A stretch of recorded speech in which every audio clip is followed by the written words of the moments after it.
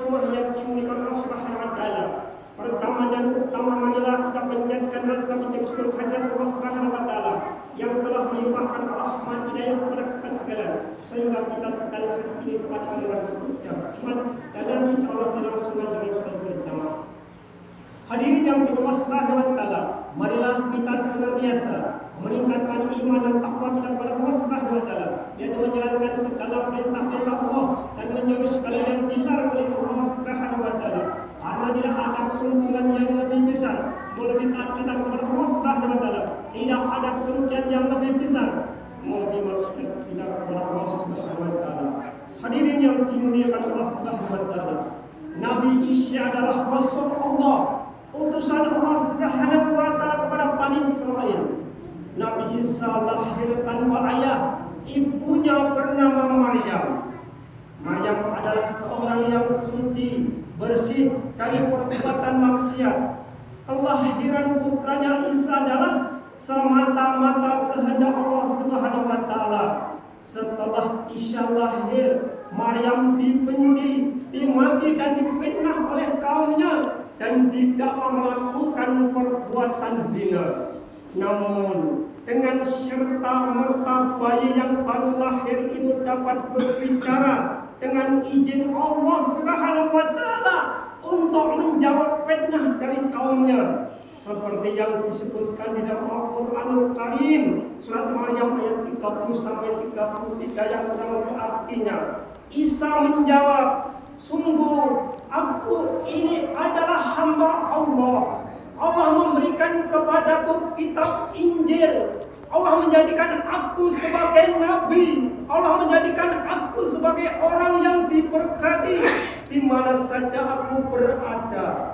Menasihatkan kepadaku untuk melakukan sholat, menunaikan zakat selagi aku masih hidup dan berbakti kepada ibuku. Allah tidak menjadikan aku orang yang sombong lagi celaka, dan keselamatan semoga dilimpahkan kepadaku pada saat aku dilahirkan, dan pada saat aku mati, dan pada saat aku dibangkitkan hidup kembali." Hadirin yang dimuliakan Allah Subhanahu wa taala, dengan demikian yakinlah mereka semua bahwa Maryam memang suci, bersih dari tuduhan mereka selama ini. Maryam sejak kecil diasuh oleh mendiang Nabi Zakaria. Maryam seorang gadis yang baik budi pekertinya. Sesudah menginjak usia dewasa, ia selalu mengurung diri di tempat ibadahnya, sama sekali tidak berhubungan dengan orang lain.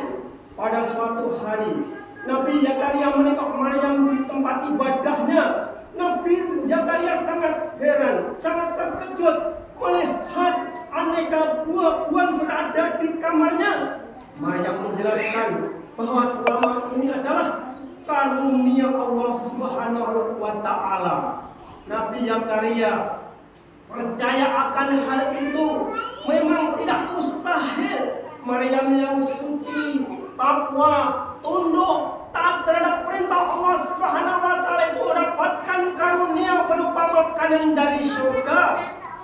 Hadirin yang Allah Subhanahu wa taala, pada suatu hari Maryam kedatangan malaikat yang mengatakan bahwa ia akan mengandung dan melahirkan anak laki-laki yang nantinya akan menjadi nabi dan rasul. Maryam heran, bagaimana bisa aku seorang perawan belum bersuami akan mempunyai seorang anak? Malaikat menjawab bahwa jika Allah menghendaki sesuatu cukuplah berkata kun fayakun, jadilah, maka semua kehendaknya pun jadi. Ternyata betul. Tidak berapa lama kemudian Maryam hamil. Segera saja ia jadi bahan omongan, bahan pergunjingan di masyarakat di sekitarnya. Maryam yang suci dianggap telah berbuat serong dengan laki-laki lain. Sungguh tuduhan ini merupakan hal yang sangat-sangat menyakitkan bagi Maryam. Inilah salah satu ujian yang berat yang harus dihadapi dengan iman yang teguh. Akhirnya ia mengasingkan diri dari keramaian untuk menghindar menghindari cemoohan orang yang benci. Akhirnya Maryam melahirkan bayinya di bawah sebatang pohon kurma yang diberkahi Allah Subhanahu wa taala. Bayinya lahir dengan selamat. Sesudah kesehatannya pulih, Maryam kembali ke rumahnya dengan membawa bayinya itu.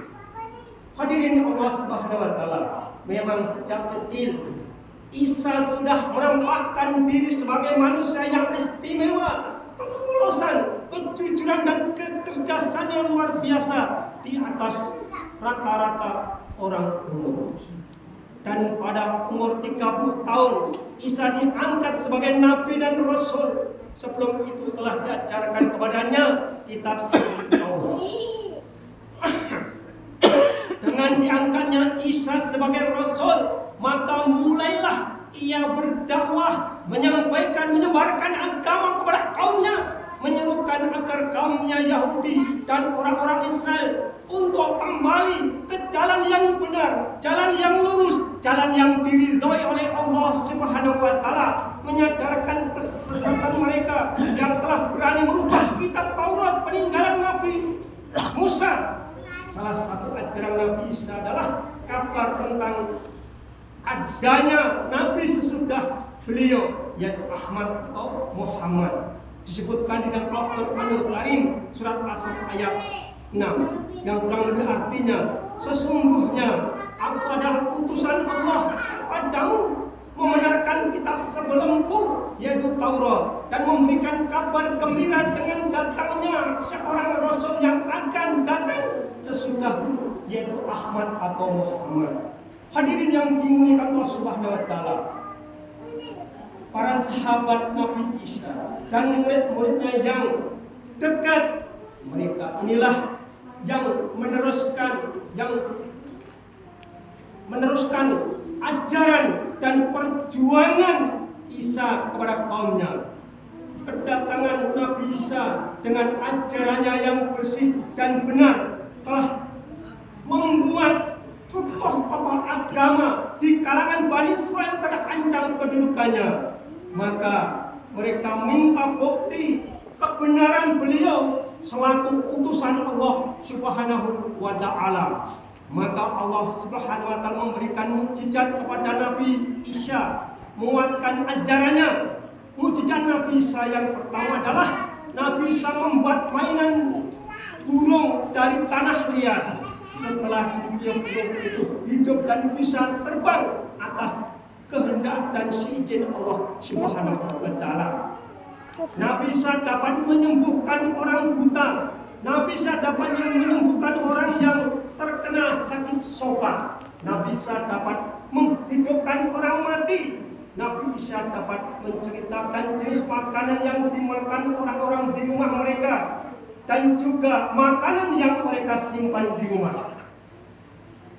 Nabi Isa dapat menurunkan makanan dari langit untuk menuruti kaumnya yang minta hidangan dari surga. Itulah mukjizat Nabi Isa yang diberikan kepada Nabi Isa.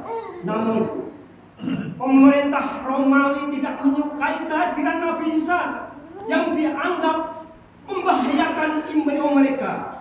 Mereka bermaksud membunuh Nabi Isa. Namun salah satu murid dari Nabi Isa yang bernama Judas berkhianat.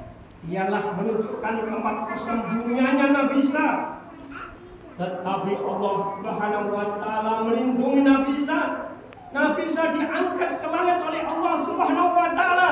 Sedangkan Judas yang berkhianat diserupakan wajah dan penampilan seperti Nabi Isa, maka Judaslah yang ditangkap dan disalib oleh tentara Romawi. Hadirin Allah Subhanahu wa taala, menurut hadis sahih, Nabi Isa akan diturunkan ke dunia lagi menjelang datangnya hari kiamat. Hadirin Allah Subhanahu wa taala, mungkin hanya di sini saja apa yang dapat kami sampaikan. Mudah-mudahan nambah keimanan dan ketakwaan kita kepada Allah Subhanahu wa taala. Allahu ahad, Allahus samad, lam yalid wa lam yulad wa lam yakul lahu kufuwan ahad. Wa qul rabbir warhamhu anta khairul